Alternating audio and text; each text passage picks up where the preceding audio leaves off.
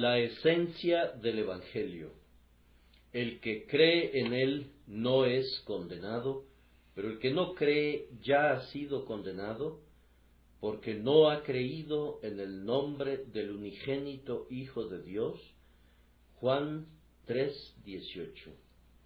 Posiblemente ya he predicado sobre este texto en otras ocasiones, y tal vez lo he hecho muchas veces.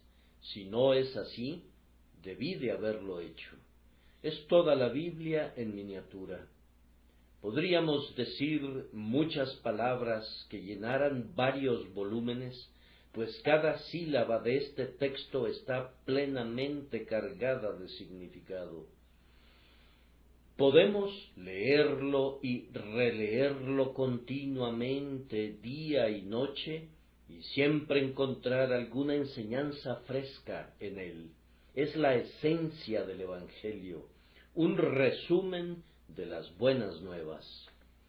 En la segunda venida de nuestro Señor Jesucristo, delante de Él serán reunidas todas las naciones, y Él separará a unos de otros, de la misma manera que el pastor separa las ovejas de los cabritos.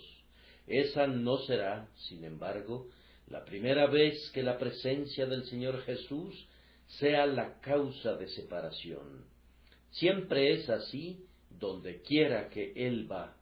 Los hombres son como un solo cuerpo en su condición caída, todos igualmente separados de Dios, hasta que Él aparece. Su venida encuentra a los elegidos y los llama aparte, mientras que, por otro lado, los incrédulos son descubiertos. Dos grupos resultan de lo que antes era una abigarrada multitud. Cada quien va hacia los suyos, cada quien encuentra al compañero que le corresponde, y entre los dos grupos hay un golfo profundo que los divide tan claramente como la luz es diferente a la oscuridad, o como la muerte es opuesta a la vida. Otras distinciones se convierten en insignificantes en la presencia de Jesús. Los bienes y la riqueza, la educación o la ignorancia, el poder o la debilidad, son asuntos de mínima importancia para dividir a la humanidad ante la presencia del gran discernidor de espíritus. Solamente estos dos grupos, creyentes e incrédulos, resaltan en claro relieve. Tal como está en nuestro texto, así está de hecho en el universo entero. Las únicas dos distinciones realmente vitales entre tiempo y eternidad son simplemente estas: creyentes e incrédulos, los que reciben a Cristo o los que lo rechazan. Más aún, así como hoy la presencia de Cristo divide la masa y junta a los hombres en grupos diversos, así también esa presencia asegura un juicio presente. Está escrito que Él dirá a los que están a su derecha: venid, benditos de mi Padre, y a los que están a su izquierda: apartaos de mí, malditos. De la misma manera, en este instante, su presencia produce un juicio con igual certidumbre, pues en este texto vemos a los creyentes sin ninguna condenación, es decir, exonerados, y vemos a los incrédulos ya condenados. El venid, benditos de mi Padre, es anticipado en la exoneración, y el apartaos de mí, malditos, es ya casi escuchado en el veredicto: ya ha sido condenado. Los exhorto, por tanto, este día, mientras escuchan la predicación de este sermón, a recordar que se está haciendo una división clara y sumamente importante. Este día, el Hijo de David está en su trono y se sienta a juzgar en esta congregación. En la predicación del Evangelio, en este momento, Su majestuosa voz separa a los pecadores de los santos, y si somos sensibles a su presencia, no tendremos otra opción que temblar o regocijarnos, mientras permanezca esta separación, como debe permanecer, porque Él será en este día olor de muerte para muerte o de vida para vida a cada una de nuestras almas. Dios nos conceda que todos nosotros podamos ser contados entre los creyentes y ninguno de nosotros quede fuera como ya condenado por ser incrédulo. Primero les pediré hoy que consideremos a cuál de los dos grupos que menciona el texto pertenecemos. El que cree en él no es condenado. ¿Pertenecemos a ese grupo? Asegurémonos de ello. Veamos lo que significa creer acerca de él, o más bien en él, ya que la palabra griega eix significa en él más que acerca de él. Si no me equivoco, la expresión creer en él significa mucho más de lo que la mayoría de nosotros ha visto en ella. Yo veo muchos matices en el acto de creer. Hay algunos que creen lo concerniente a Cristo, es decir, creen que Él es el Mesías y el Salvador de los hombres. Muchos aceptan esto como verdad porque sus padres así también lo creyeron, y es un asunto de una tradición que no cuestionan. Nacen en lo que comúnmente se considera un país cristiano, y por tanto han heredado la fe cristiana, y teórica y mentalmente creen que Jesús es el Hijo de Dios y el Redentor del mundo. No dudarían en ponerse de pie y recitar: creo en Jesucristo, su único Hijo, Señor nuestro, que fue engendrado por el Espíritu Santo, nacido de la Virgen María, padeció bajo el poder de Poncio Pilato, fue crucificado, muerto y sepultado, etc. Pero recuerden muy bien que pueden creer todo lo que es ortodoxo concerniente al Señor Jesucristo, pero eso no es una señal de que han recibido la justificación en Él. Nadie se atrevería a afirmar que la creencia en el credo de Atanasio le puede asegurar la salvación. Si rechazan su divinidad, si niegan su expiación, esos errores son evidencia contundente de que no creen en Él, porque no son creyentes de la verdad concerniente a Él, y por lo tanto deben contarse entre los incrédulos que ya están condenados. Pero, por otra parte, si ustedes se apegan a la verdad bíblica y creen con exactitud lo concerniente al Señor Jesús, pero no van más allá, su simple fe acerca de Él o concerniente a Él no les salvará. Conocer a Cristo no sirve de nada a menos que pueda decirse: porque no te lo reveló carne ni sangre. Habremos dado un paso hacia adelante cuando le creemos a Él. Esto es mencionado a veces en la Escritura: creerle a Él, porque yo sé a quién he creído. Si creemos en lo concerniente a Él, que Él es el Cristo de Dios, su ungido, su enviado, su Mesías, deberíamos aceptar como verdadero todo lo que Él dice. Y si lo hacemos así, con todo nuestro corazón, considero que somos salvos.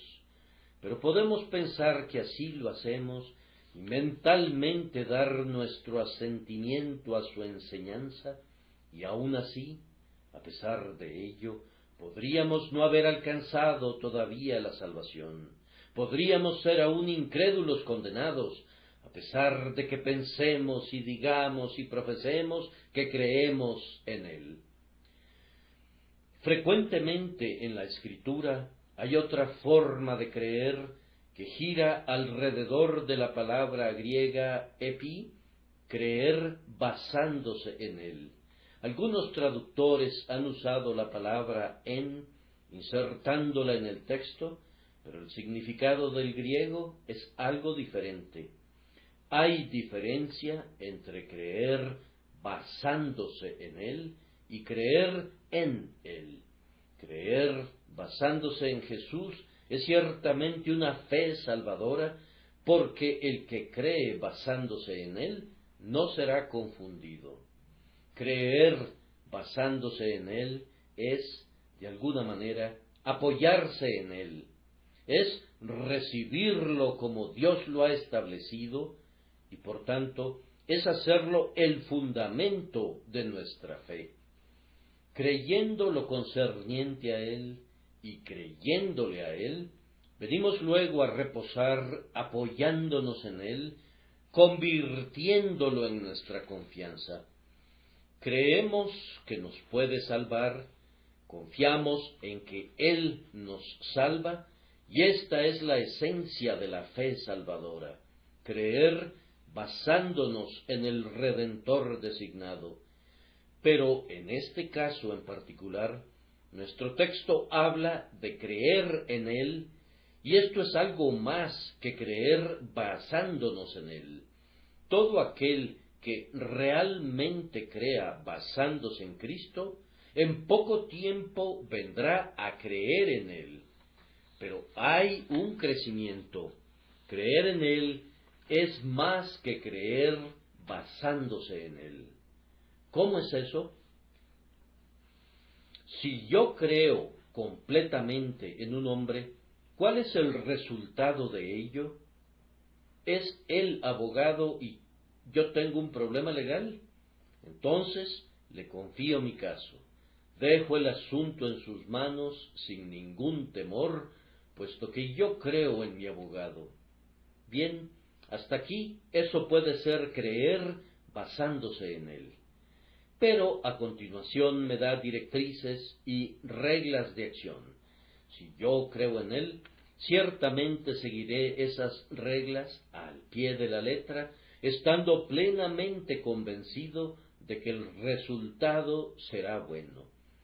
Someto el asunto, tanto en sus aspectos prácticos como teóricos, al hombre que he elegido para que me represente, y lo hago de buen grado, puesto que creo en él. Soy como un marino, creo en mi capitán. ¿Qué sucede entonces? Si me indica hacer esto, o aquello, o lo otro, puedo oír que alguien considere esas órdenes como sin sentido. Pero yo creo en mi capitán y hago de inmediato cualquier cosa que me pida. Sus órdenes pueden parecer absurdas para quien no tiene fe en él, pero para mí es lo sabio y lo correcto. Supongamos que en esta terrible encrucijada que vive Francia, el año de 1870, surge alguien, un hombre de gran genio militar, un hombre capaz de hacer frente al terrible enemigo con las armas disponibles, que pueda dispersar la nube que se cierne sobre París. Si los franceses creen en ese hombre, ¿qué pasa? Pues simplemente se someterán a él, seguirán discretamente su liderazgo. Ordena una incursión o manda al ejército a avanzar, puesto que creen en él, se lleva a cabo la incursión y las tropas avanzan gallardamente hacia la batalla. Se aconseja esperar o evitar una gran batalla. Aquellos que creen en él se protegen en las trincheras o se baten en retirada frente al enemigo. Si tienen la plena convicción que él garantiza la victoria, ciertamente obedecerán sus órdenes. Él será como su oráculo, su dictador, pero es alguien que es aceptado de buen grado. Entonces, creer en nuestro Señor quiere decir esto: creo que Él es el Hijo de Dios y creo todas las otras verdades relativas a Él. También quiere decir que creo todo lo que dice es verdad, es decir, le creo a él. Pero más aún, pongo mi alma sobre sus méritos que hacen posible la expiación para que la salve, y más aún, habiendo hecho esto, me entrego enteramente a la santa guía del Salvador. Creo que es infalible como director de mi espíritu. Siento una unión con él. Vengo a estar en él. Su causa es mi causa es su causa. Creo en él. Este es el hombre de quien el texto dice, el que cree en él no es condenado, y la pregunta que me hago, y que también hago a ustedes es, ¿hemos creído en Jesús? ¿Realmente lo consideramos como nuestro todo en todo? ¿Permitimos que nos guíe y nos conduzca hasta que nos lleve a la felicidad eterna? El contexto de este versículo nos ayudará a formar un juicio acerca de si verdaderamente creemos en Jesús. Amigos, ¿se han dado cuenta, por un verdadero ejercicio de fe, de lo que significan los versículos 14 y 15 del presente capítulo? Y como Moisés levantó la serpiente en el desierto, así es necesario que el Hijo del Hombre sea levantado, para que todo aquel que cree en él tenga vida eterna. Al igual que los israelitas mordidos por las serpientes miraban a la serpiente de bronce cuando ésta fue levantada, de igual forma, ¿han mirado ustedes a Jesús y han encontrado la salud al mirarlo a él? De esta manera se pueden juzgar a ustedes mismos. Han sido curados de las heridas del pecado y han recibido una nueva vida celestial. ¿Han hecho ustedes al Salvador crucificado el lugar de descanso para sus almas? En los versículos que están a continuación de nuestro texto encontrarán estas palabras: pero el que hace la verdad viene a la luz. Ustedes vienen a la verdad, hermanos, como resultado de haber confiado en Cristo. Es su deseo conocer la verdad de Dios, la voluntad de Dios, la ley de Dios, la palabra de Dios. Están buscando la luz y tienen deseos de que las obras hechas en ustedes sean vistas como el fruto del propio Espíritu de Dios.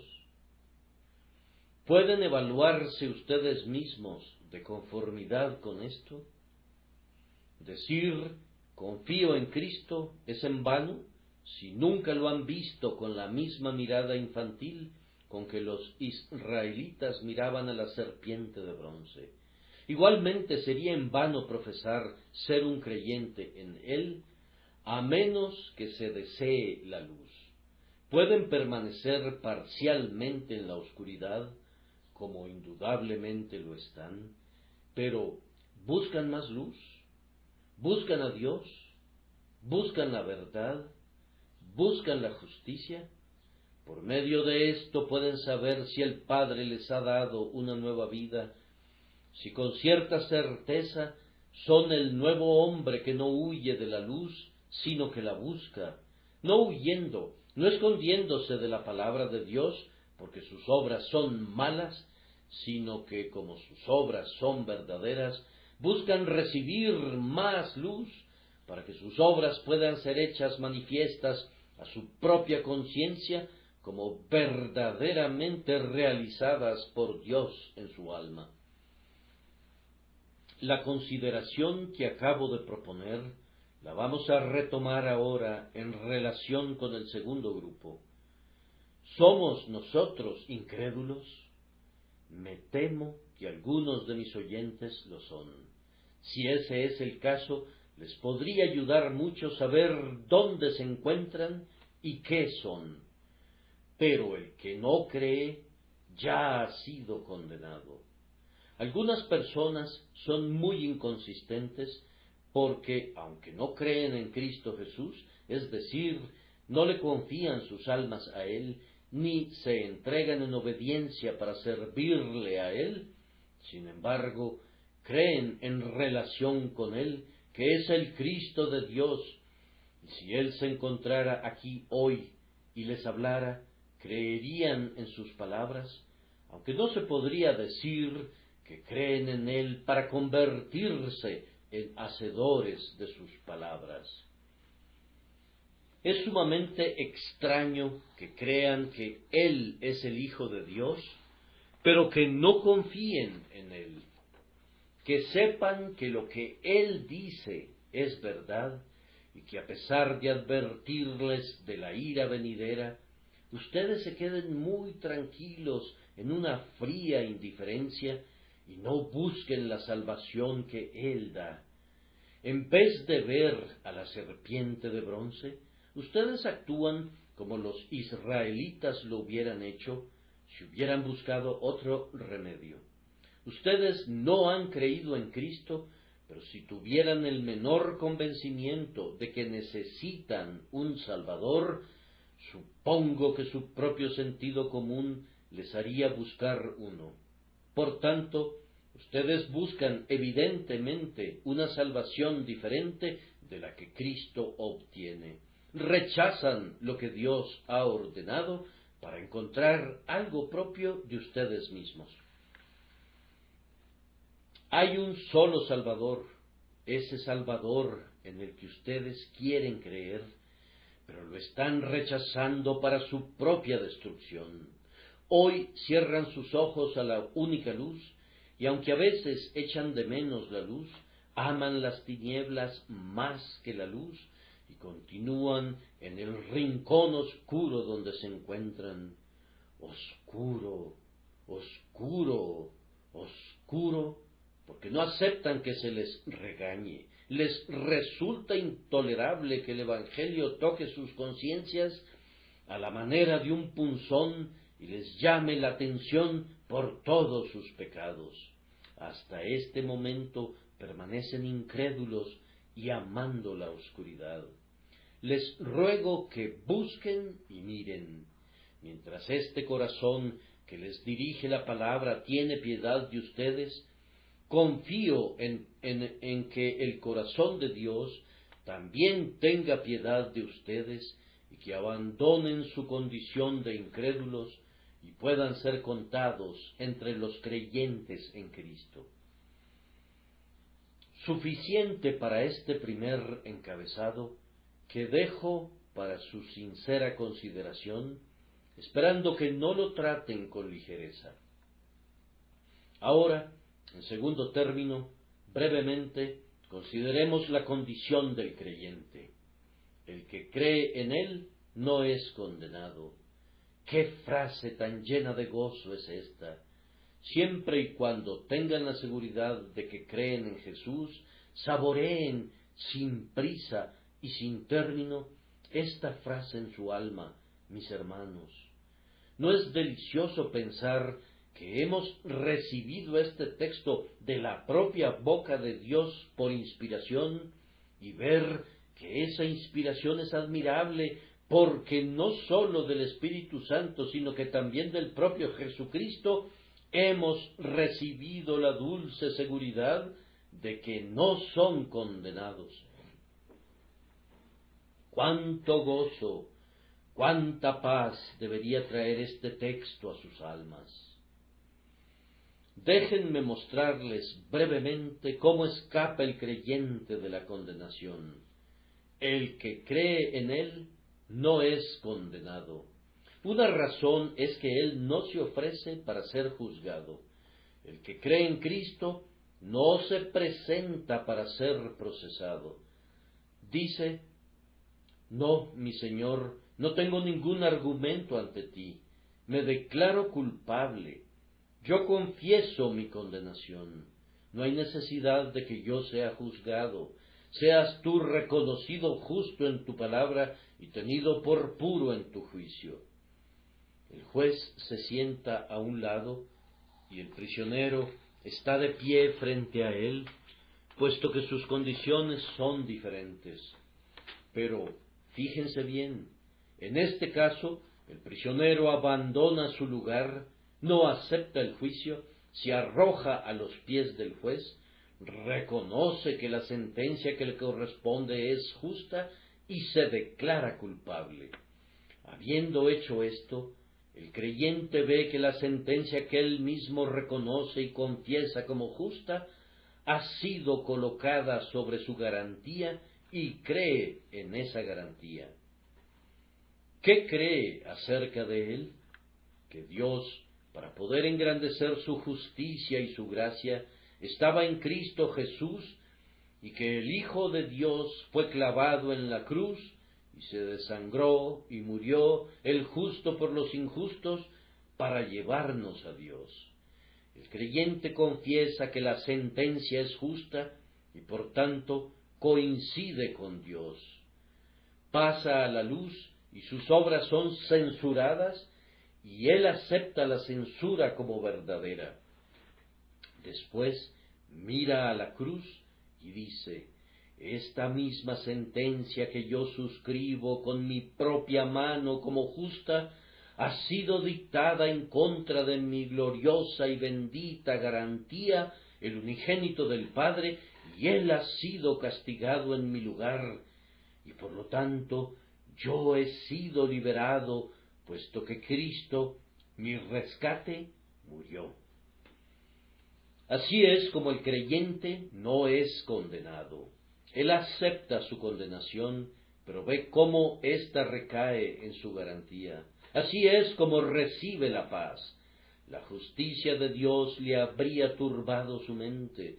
Ve que esa justicia ha sido satisfecha, y él declara en su propio corazón que si Dios ha sido satisfecho, entonces él está satisfecho. Si la justicia de Dios ha sido honrada, entonces la conciencia está tranquila. Y entonces, ¿qué sucede? Pues que este creyente en Cristo, al no ser condenado, ahora busca la luz. A partir de ese momento desea caminar más y más en la luz del conocimiento, en la luz de la presencia divina, en la luz de la santidad divina. Hermanos míos, en un tiempo nuestras almas se inclinaban al pecado, pero ahora, aunque pecamos, ese pecado nos duele, y debido a que lamentamos el pecado, tenemos la evidencia de que ya no lo llevo a cabo yo, como dice el apóstol, sino el pecado que mora en mí. El más interno yo, el ego verdadero y real, ubicado en el centro de nuestras almas, desea la santidad. Si pudiéramos ser como queremos ser, seríamos puros como Dios es puro, puesto que nuestro corazón tiene hambre y sed de justicia. Venimos a la luz, y habiendo creído, nos encontramos en tal condición que nuestras obras bajo la luz, aunque son descubiertas, no traen vergüenza y pena a nuestros rostros, pues en esa misma luz nuestras obras son hechas manifiestas, que son obra de Dios, y nos gozamos de que Dios obre en nosotros por medio de su Espíritu los deseos santos, las emociones y acciones, que irán en aumento hasta que seamos perfectamente liberados del pecado. Esta es la condición del hombre que cree en Cristo, una condición muy feliz, una condición llena de esperanza, una condición celestial. ¿Quién no quisiera tener esa condición? Todo gira alrededor de la fe, pues al creer en Jesús viene el nuevo nacimiento, y con el nuevo nacimiento nos viene el deseo de estar en la luz, y después viene el caminar progresivo en la luz y la manifestación de la obra secreta del Espíritu Santo en el alma. Felices los creyentes, 3 veces felices, por lo que son y por lo que serán.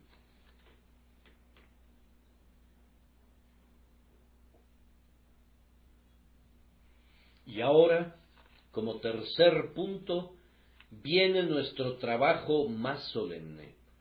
Rogamos que el Espíritu Santo de Dios nos ayude a presentarlo. Consideren la condición del incrédulo, pero el que no cree ya ha sido condenado porque no ha creído en el nombre del unigénito Hijo de Dios. Vean la verdad misma que aquí se declara, pero el que no cree ya ha sido condenado. Quisiera comentar un poco más esta solemne verdad.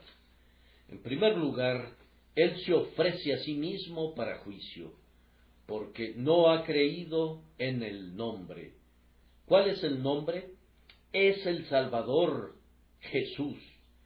Quien cree en Jesús, el Salvador, confiesa que necesita salvación y rehúsa apoyarse en la ley. Pero quien rechaza al Salvador, de hecho dice, no necesito un Salvador, quiero ser juzgado de conformidad con la ley. Les digo que cada alma que rechaza un Salvador, en efecto, está pidiendo ser juzgado por la ley. Allí está la alternativa. Si eres culpable, ¿lo confesarás? Si es así, acepta al Salvador. Pero si, por otro lado, dices, no aceptaré al Salvador, en lo profundo de tu alma reposa un orgullo presuntuoso. Yo puedo presentarme al juicio. No requiero perdón o gracia. Entonces, amigo, si pides el juicio, lo tendrás. Y he aquí el resultado. Dios te declara que ya has sido condenado. No has creído. Has pedido el juicio, lo tendrás, pero es tu ruina. El propio incrédulo da evidencia personal de su propia condenación. ¿Quieres saber cómo hace esto? El texto nos señala su incredulidad. ¿Aquel individuo es un hombre condenado o no? Pregúntale lo que piensa de Cristo. Si responde honestamente, diría, no acepto el testimonio de Dios acerca de Jesucristo, no recibo a Jesús como mi Salvador. Está convencido que no necesita un Salvador o no siente que Jesús sea el Salvador que necesita.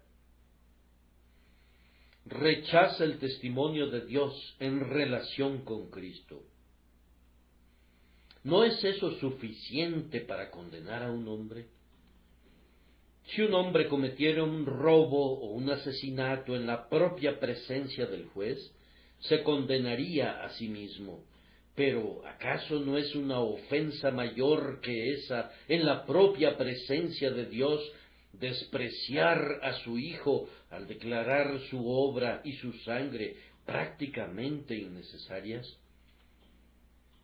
¿No es el colmo del atrevimiento que un alma esté en la presencia del Dios de misericordia y escuche cuando dice, «He aquí el Cordero de Dios que quita el pecado del mundo», y que esa alma responda, «No tengo nada que ver con el Cordero de Dios»? ¿Qué mayor evidencia necesitamos para comprobar tu enemistad con Dios?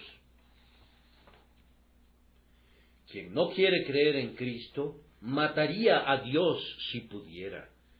Su incredulidad en Cristo virtualmente hace a Dios mentiroso. Más aún, quien no cree en Cristo da evidencia en contra de sí mismo, ya que rechaza el nombre. Observen el texto, porque no ha creído en el nombre. Como ya lo había sugerido, ese nombre es Jesús el Salvador. El hombre dice, no acepto al Salvador. Algunos de ustedes no han pronunciado esas palabras, pero lo dicen en la práctica. Puesto que no creen en el Salvador, permanecen hasta este momento sin Salvador, fuera de Cristo, sin esperanza, sin perdón, sin misericordia. Y permanecen en ese estado incluso bajo la predicación del Evangelio durante todos estos años. ¿Qué mayor evidencia quieren?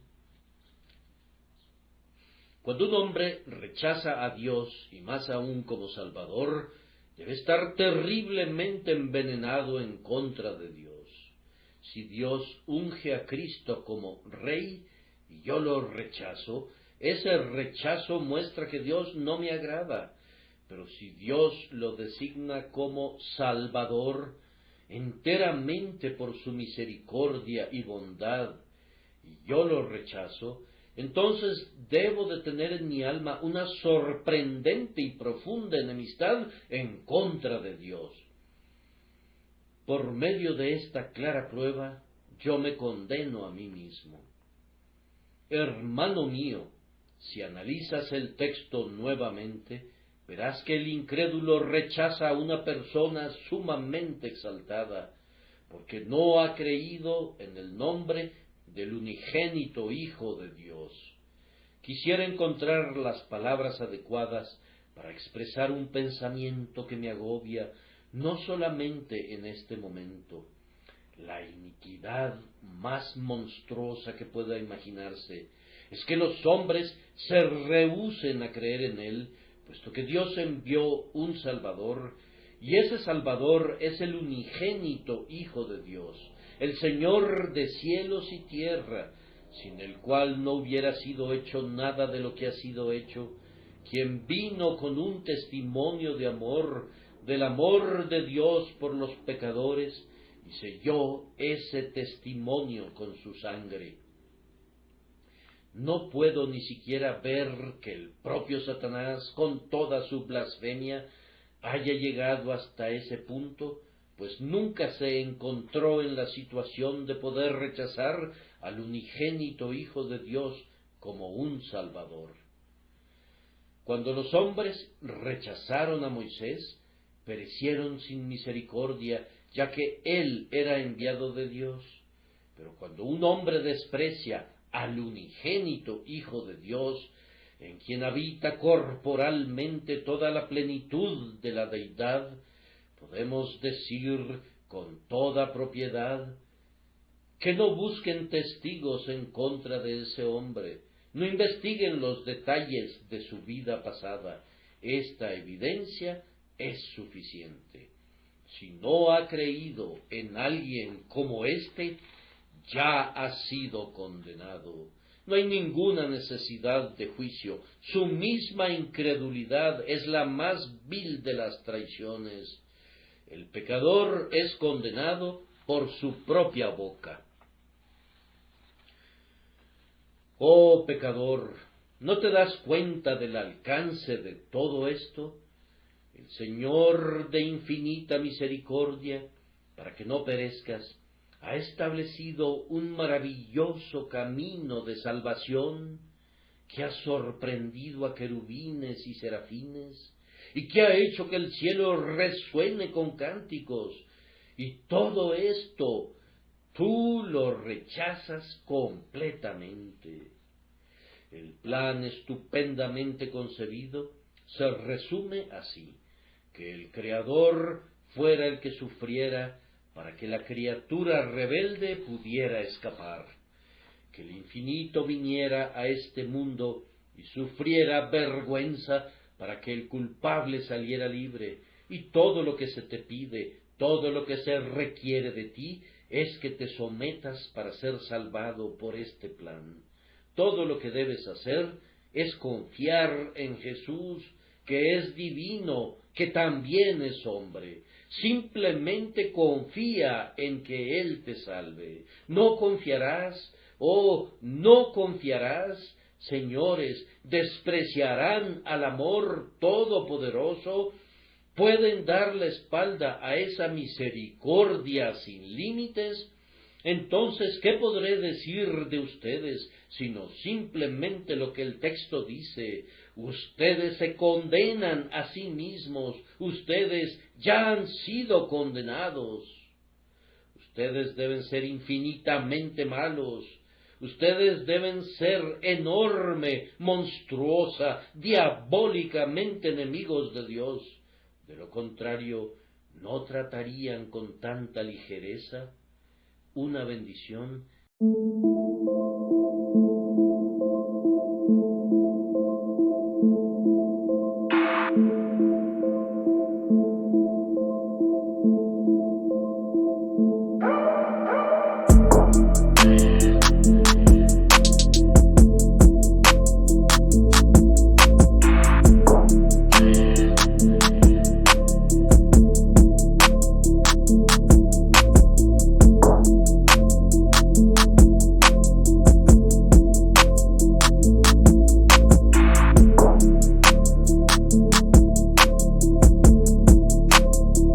A Cristo, la luz verdadera, siempre procede a rechazar otras formas de la luz de la palabra de Dios, al Espíritu de Dios y a su conciencia. Ama las tinieblas más que la luz y no quiere venir a la luz para que sus obras no sean reprochadas.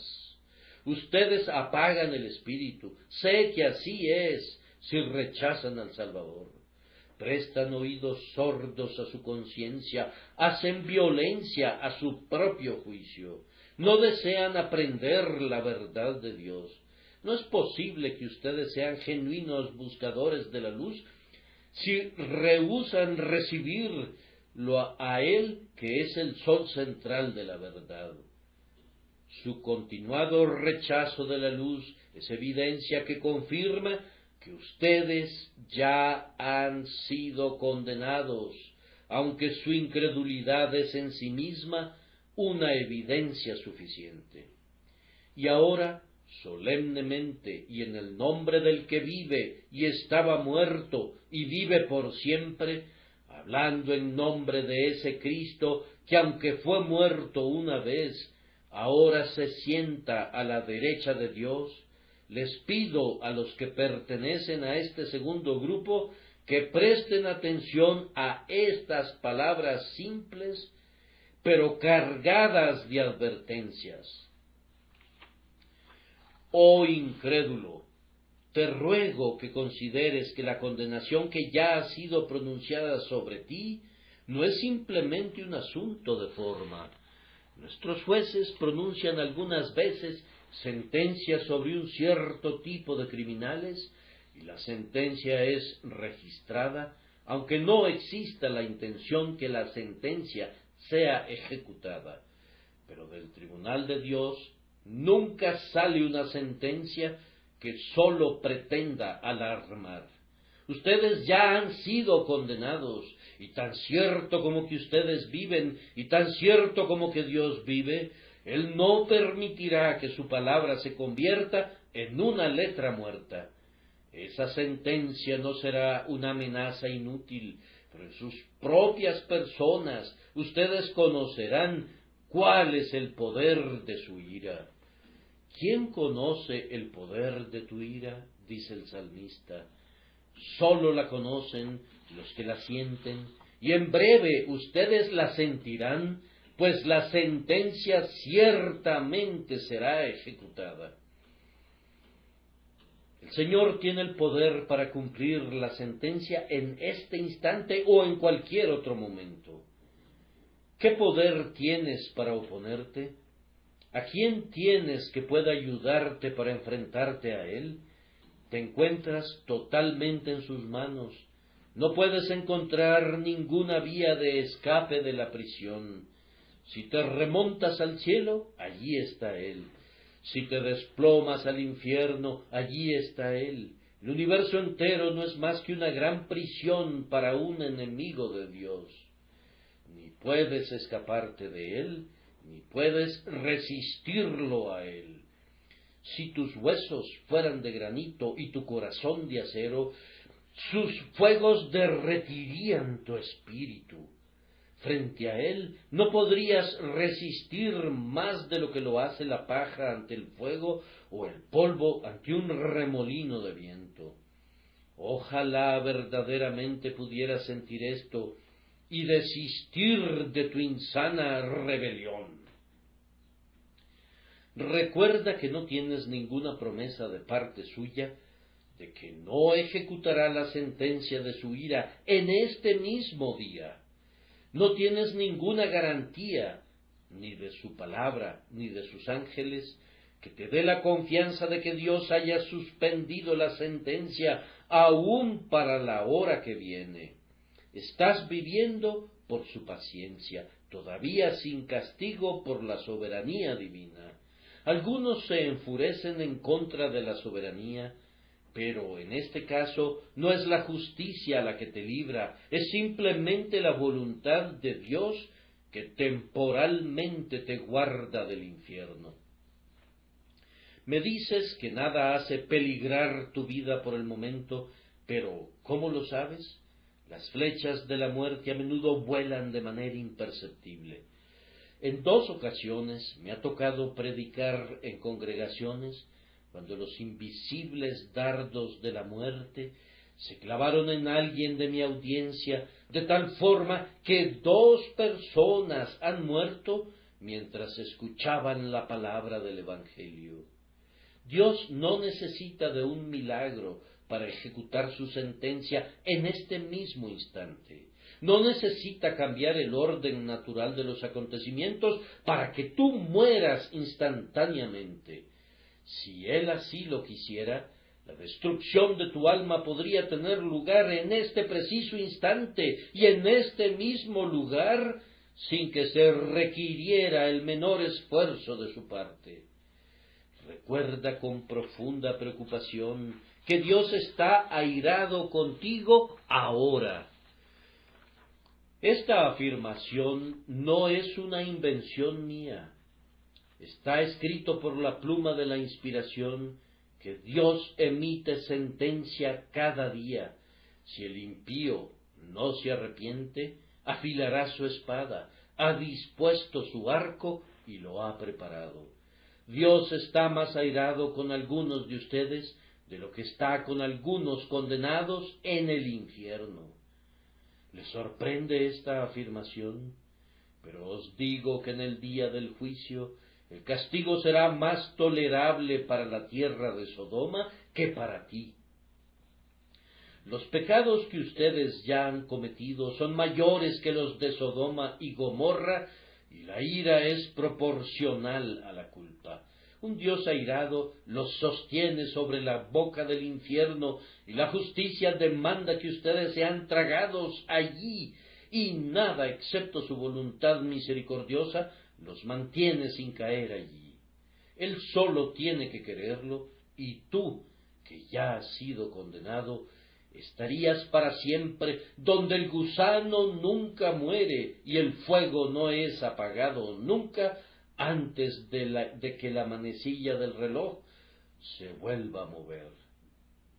Déjenme recordarles que hasta ahora no han hecho nada para apaciguar la ira divina. Han continuado pecando, o si me dicen que se han reformado, que han pensado en estas cosas, que han orado, ¿piensan ustedes que estas cosas pueden aplacar la ira divina? El Señor les ha dicho que el único camino de salvación es creer en Jesús, pero ustedes tratan de encontrar otro camino. ¿Piensan que esta manera de proceder le agrada? ¿Que esta conducta rebajará su ira en contra de ustedes? Si piensan que pueden salvarse a ustedes mismos mediante lágrimas y oraciones, insultan a su Hijo, y esto aleja la ira de Dios. Si se imaginan que por ir a la iglesia o a la capilla se salvarán, valoran muy poco la obra de Jesús. Ustedes desprecian la cruz en tanto que permanezcan en la incredulidad. Dicen, hacemos lo que podemos. No están haciendo absolutamente nada que pueda apaciguar la ira de Dios, sino todo lo contrario. Por estas acciones de ustedes que consideran buenas, están tomando el bando del anticristo, a quien Dios ve con aborrecimiento. Dios dijo que salva por medio de Cristo y no de ninguna otra manera. Mientras ustedes busquen otro camino, prácticamente están escupiendo en el propio rostro del unigénito Hijo de Dios, a causa de la insolencia de su justicia propia. Mientras tanto, déjenme recordarles que la ira de Dios, aunque no se haya derramado sobre ustedes todavía, es como un arroyo retenido en una presa. Cada momento cobra fuerzas, mientras no rompa las paredes, pero crece y crece cada hora, cada día y cada momento de cada día que permanezcan como incrédulos, están atesorando ira para el día de ira, cuando la medida de la iniquidad de ustedes esté llena. Cuán encarecidamente les pretendo persuadir para que escapen de esa condenación.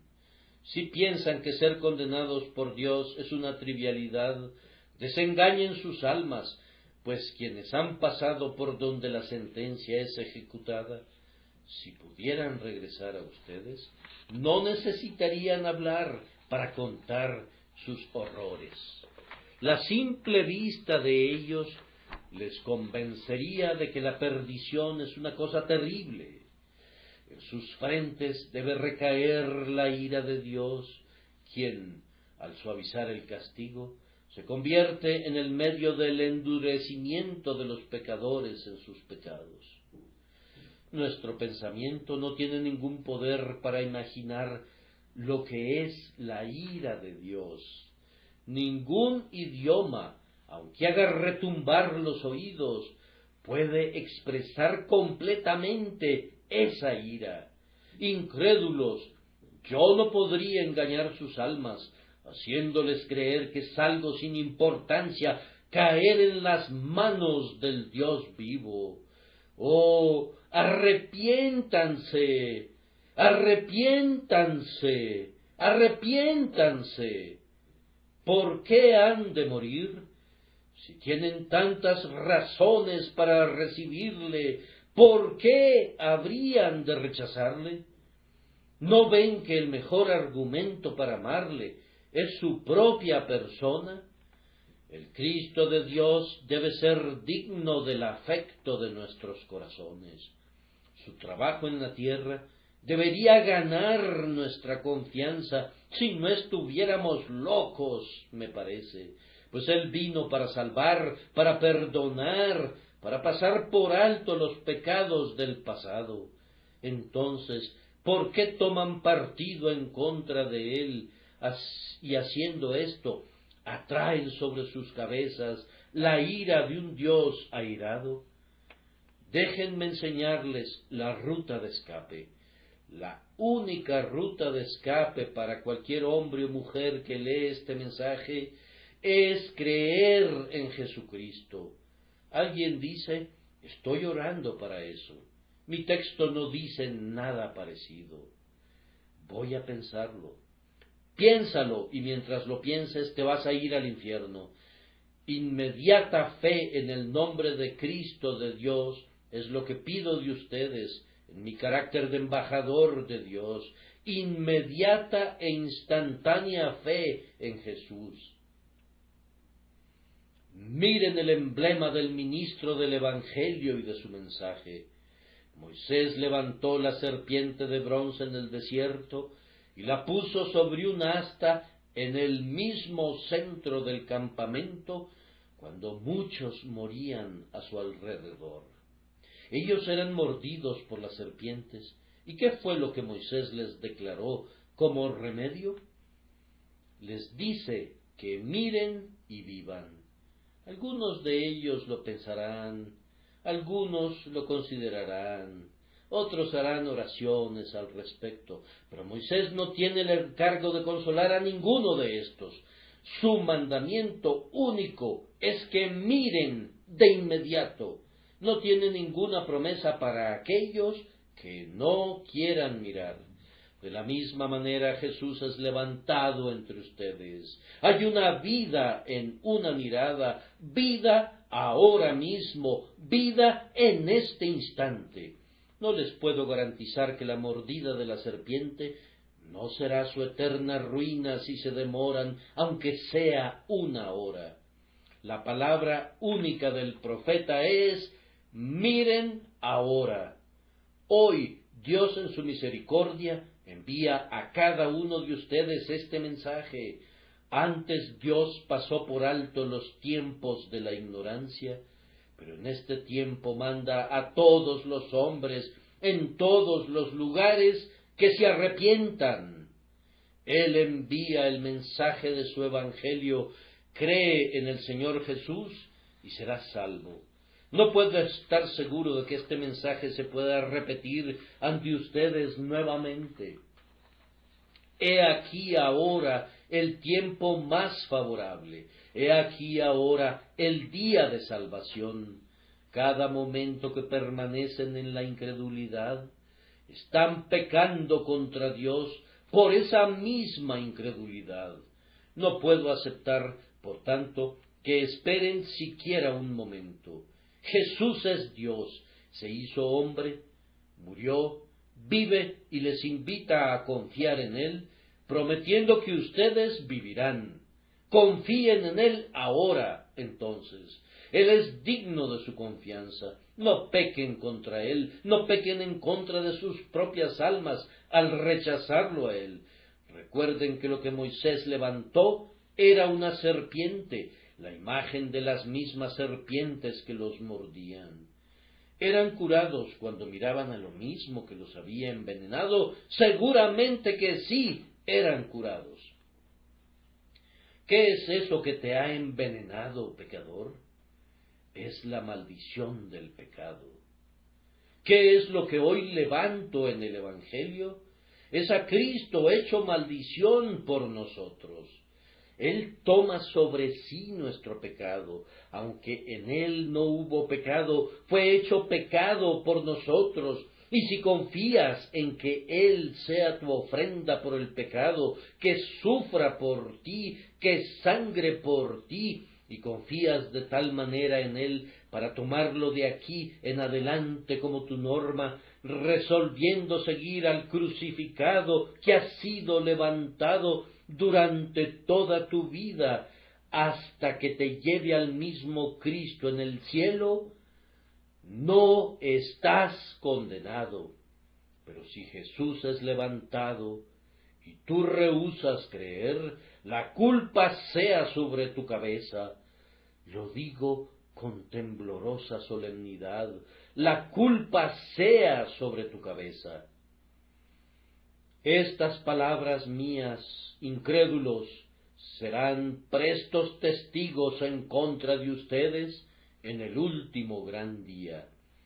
De la misma cierta manera que Cristo vino a Jerusalén, así viene a ti hoy en la predicación de la palabra. Yo soy solo un pobre y débil hombre, pero te hablo de la mejor manera que puedo. Sin embargo, si tú rechazas mi palabra, no es a mí a quien rechazas, eso no sería nada. Rechazas el Evangelio que te predico. En el nombre de Él, que hizo los cielos y la tierra, que te hizo a ti y que te mantiene con vida, contra quien has pecado, este llamado de misericordia es presentado a ti. ¿Lo recibirás? Esta gracia es traída de manera personal a ti, y a mí se me pide que te la presente con denuedo, tal como la Biblia lo dice. Exígeles a que entren. Si tú rechazas al unigénito Hijo de Dios, permanecerá contra ti esta frase solemne: pero el que no cree ya ha sido condenado porque no ha creído. Te escuché decir: espero creer alguna vez. Amigo, no te puedo aceptar eso, y no tengo esperanza acerca de ti.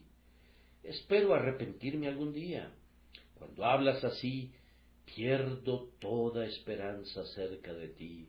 Dios separa hoy esta congregación en dos grupos, el de creyentes y el de incrédulos. Hoy Dios ha bendecido al creyente y da testimonio de que no está condenado. Hoy Dios maldice al incrédulo y le dice que ya ha sido condenado. Mi predicación no tiene que ver con mañanas, ni puedo prometer que la bandera blanca de la misericordia ondeará el día de mañana. Hoy la cruz es la bandera de la gracia, mírala y vive. Es la escalera que llega al cielo. El Salvador crucificado es la puerta de salvación. Oh, que quieras recibirlo. Quiera Dios que quieras hacerlo, y Él será glorificado por ti en esta vida y en la vida por venir. Dios los bendiga.